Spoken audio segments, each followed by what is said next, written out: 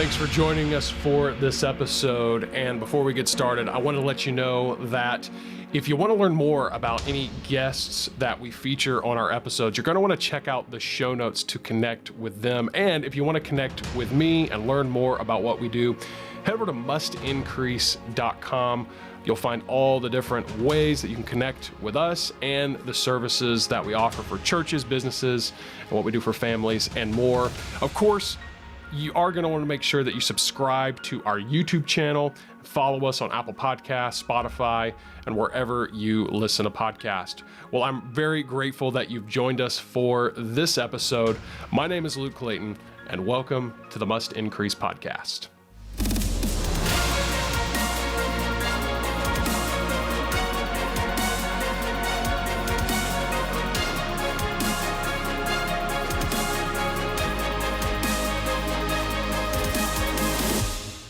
Yeah, you use Premiere Pro for your editing?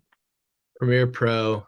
Now that I have, is this going to be part of the episode? Yeah, this is it. This is it. I'm not even going to edit this out. This is going live. I don't care. Everything you say from here on out, doesn't matter what, it is making the cut. Because if so, well, I was just going to start talking about Canva and stuff. Well, yeah, go for it. Yeah, hold off. No. I mean, whatever flows happens, man. That's how we roll here on the Must Increase podcast nowadays. Whatever is said is published, and the listener values it. There, even this part of our conversation. So yes, take it away. That was on the agenda to talk about. So let's dive right in. Let's talk about Canva. Yeah. Premiere Pro is what I use, but just using Canva now and some of their graphics as like. Have you ever looked up Premiere Pro, like how to do like a typing font? Like it looks like it's typing. There was like 20 steps to do in Premiere Pro. Yeah. It's like awful. But in like Canva, I just put it up there and then I export that one page, drop it on top of my video and put all the recording that I've done, drop that the contrast to like really dark and let that font be on top of the person talking as it's typing up like the announcement. Oh, nice. It's just like, it's so easy, so nice, sharp looking. People are like, ooh. And I'm like, I know. I'm so good. Yeah. I know. Let's hire someone. No, just buy Canva. You don't need to hire anybody. Right. So Canva is something that I have spent, at this point, probably almost a year. I've basically fully transitioned over to Canva for all things design.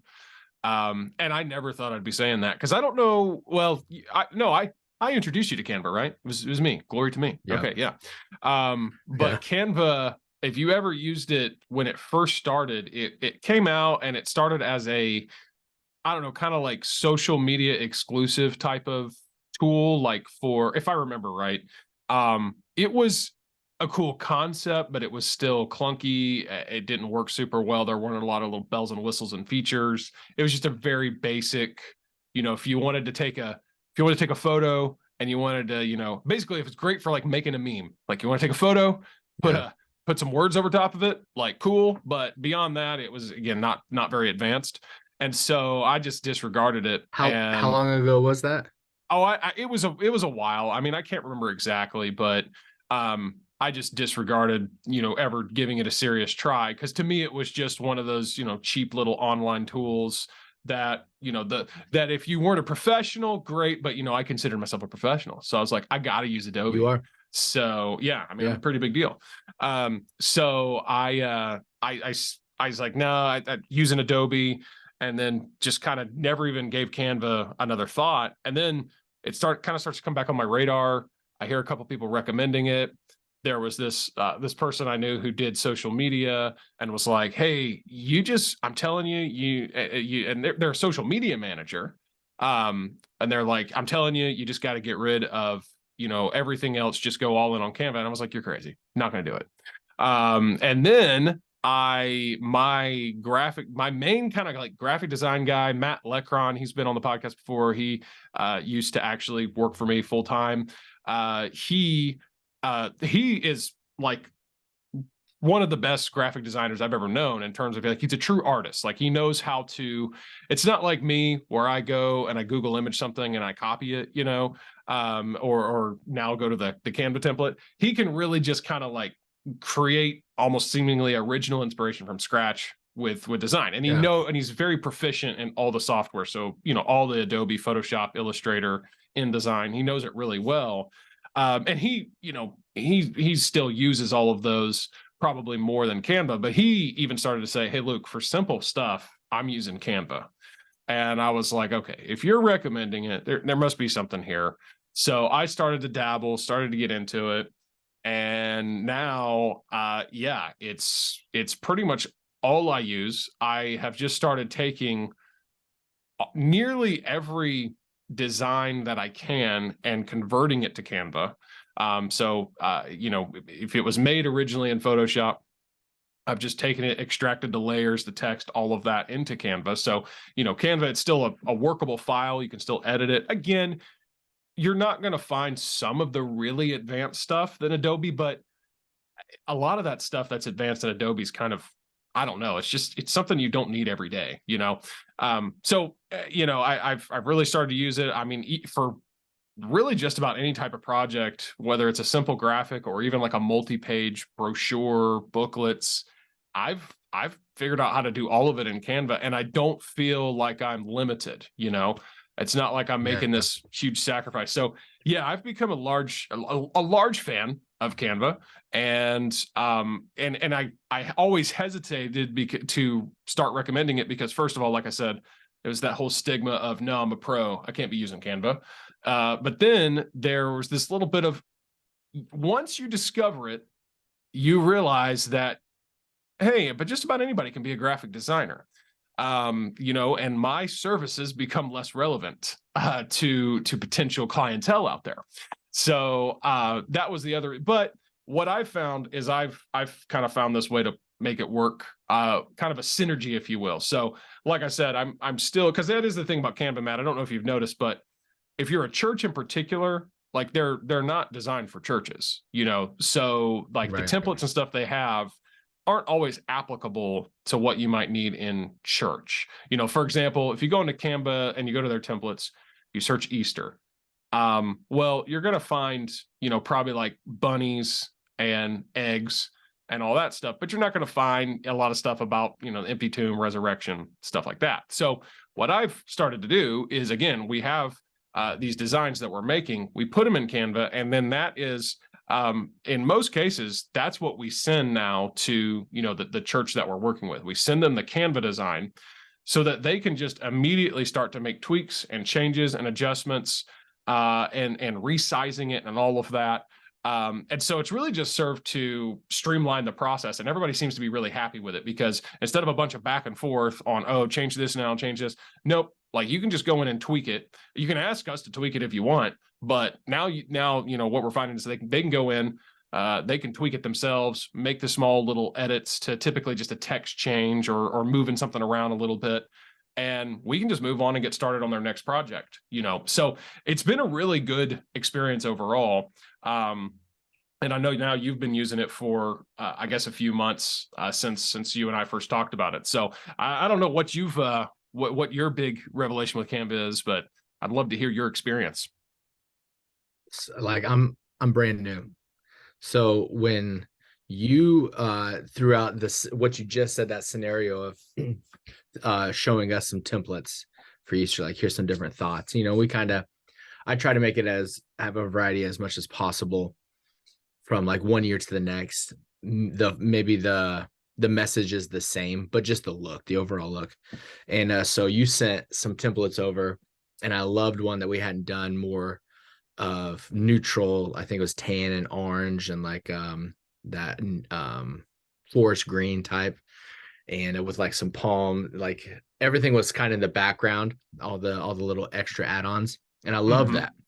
And so when you sent that, just put in all our information, was done. And then that was very nice. And then my brother-in-law asked, hey, what are you guys doing for Easter? So I showed him what we're doing. He goes, I love that. Can you do something for us? And so it took 5 minutes to put in his information, charge him $3,000. Boom. And no, I'm just kidding. No, I'm just fine. Go for it. And and then it was so cool. As we're leading up to Easter, we're like, hey, it'd be awesome if we can have this theme of what our tracks look like for everything else, or our invites. And so we made our social media graphic to be the exact same look. Everything's the same. Took out some stuff from the Easter invite, because you don't need all that information that you have on, your invite. And then going to our screens in our church, just clicking on the resize and putting in the backgrounds of your screen. Oh, and it wasn't perfect. Like, it was still, everything was kind of squished in on this particular case, but it just took me literally dragging everything back out, taking out what I didn't think was necessary for those screens. And our guy who does the screens here is like, hey, can I get some options just in case if I don't like, if something doesn't look good on the screen. So I was able to send him 3 like in 10 minutes with totally different colors, because I love when you can edit the colors and it shows you what the 5 main colors are. Yep. And you can just click on a totally different color theme that still uses those. Oh, it's so nice, so easy. And so that kind of spurred it all. That started it. And then yeah, like you said, there's not that much church stuff, but if you do like business type flyers or promotionals or whatever, you'll get everything that you want. You'll get the look you want, because you don't need a cross on your invite. You don't have to have a church. You don't have to have the Bible on your invite. In fact, I would kind of say don't have all those things to look so categorical that people are like, okay, well, that's not for me if it's just this. Just a person on it, a graphic, a little bit of a geometric designs or something like that. It just goes a whole lot better and looks sharper, looks more sharp most of the time. So was able to do that for a couple other things already. And on a side note, my little sister's like, Matt, can you create a birthday invite for my daughter for her birthday? And that's the easiest thing in the world, because there's a bajillion of those. And you just put in your information. That's easy. So I don't know how much Canva is paying you to say their name 50 times like you did earlier, but I want to get in on it and say Canva. Yeah, I've made a lot. You've every time you say it, I'm making an undisclosed amount of money. So I appreciate it. No, in all seriousness though, I mean, I wish I did. I wish I could figure out a way. There's a few platforms out there like that I, really highly recommend. Like, for example, the other one that I've talked about many times on the podcast is Anchor.fm for podcasting, for actually hosting and publishing a podcast. It's free. It's completely free. It's owned by Spotify. They're actually reworking the branding a little bit to match Spotify, but that aside, but I've never gotten a dime from them. And it sounds, now it's the same thing with Canva, but I mean, I just can't recommend enough. And then, we're talking about just how it functions as a design kind of platform, but there are some video capabilities. Now, I will say that is much more limited compared to, it is certainly not going to be sufficient as, like, at least for me, to be a primary video editor. I've got to still use Premiere Pro, or some people might use Final Cut.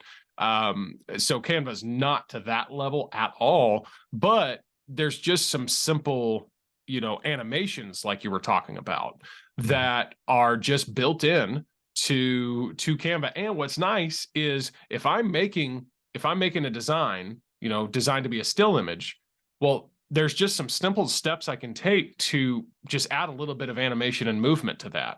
It's kind of like working in, PowerPoint or Keynote. There's just these built-in animations. And so, I mean, again, for Premiere, as far as for my main editing, I'm using Premiere Pro. I don't foresee myself ever really leaving that, because I'm just I know it so well, and it is, to me, the best one out there that I've used, at least.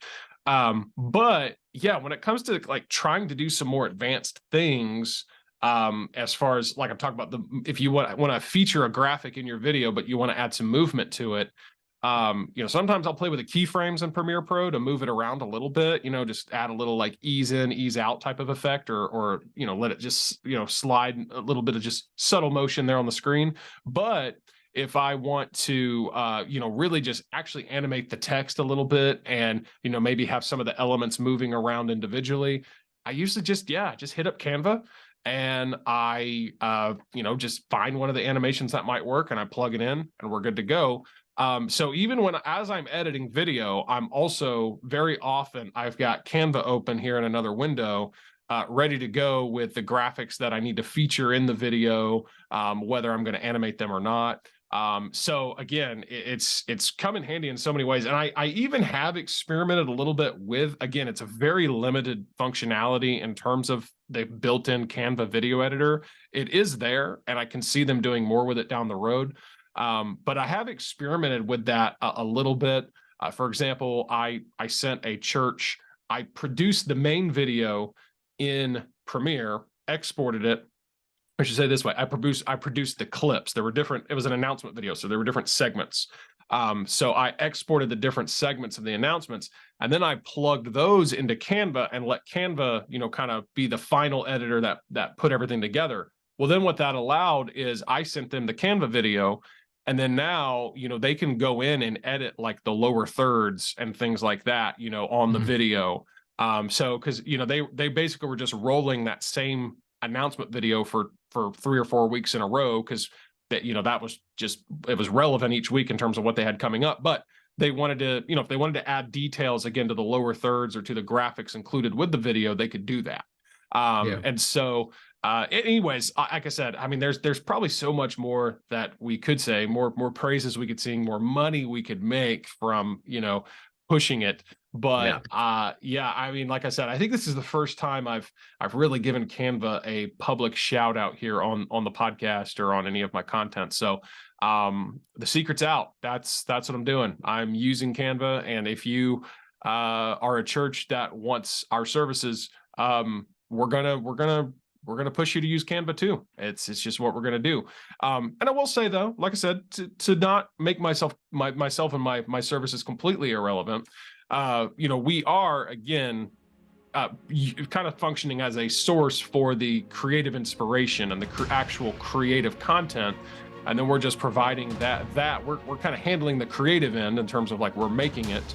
And then we're just converting it to Canva and giving it to you so that you can make those changes. So there still is a valuable kind of, again, synergy, partnership, whatever you want to call it. But if you are looking to, simplify, whether you're already doing some design and you want to simplify your process, or just something more, if you're looking for something, if you say, I don't ever use all these features in Adobe, and you just literally want to save money, because Canva there's a free version, but even the paid version is very affordable. I highly recommend check it out. Me and Matt have converted, so maybe you will too. We're going to continue the next part of the conversation in the next episode. Thanks so much for joining us for this episode, and do take a moment to subscribe to our YouTube channel and follow us on Apple Podcasts, Spotify, and wherever you may listen to podcasts. You can connect with us online and learn about all that we do for churches, businesses, families, and more at mustincrease.com. I want to thank you so much for joining us for this episode, and we look forward to seeing you next time as we continue to increase truth and inspire hope in the lives of others right here on the Must Increase podcast.